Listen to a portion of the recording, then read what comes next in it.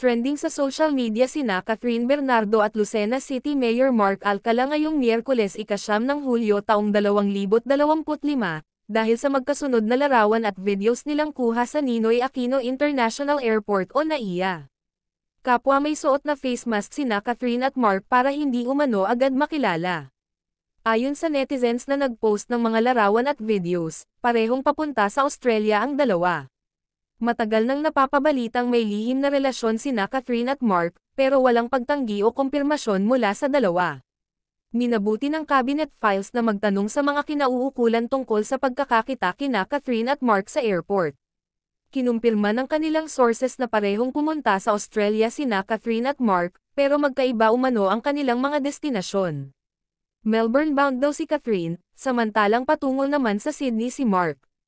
Hindi sinabi ng kanilang sources kung magkikita ang dalawa sa Australia. Halos isang taon na ang nakararaan buhat ng ilabas ng cabinet files noong Hulyo taong 2024 ang balitang isa si Mark sa mga masugid na manliligaw ni Catherine. Pero walang inamin o itinanggi ang alkalde ng Lucena City nang makausap siya ng cabinet files noong Marso taong 2025. Huwag, maawa ka, maawa ka. Reaksyon ni Mark nang itanong ng cabinet files kung gusto niyang muling maglabas ang Pep.ph, Philippine Entertainment Portal, ng ulat tungkol sa rumored secret love affair nila ni Catherine. Pero sa kabila ng pananahimik nina Catherine at Mark, hindi nawawala ang mga sighting na magkasama sila kaya marami ang kumbinsidong matatag na ang kanilang relasyon.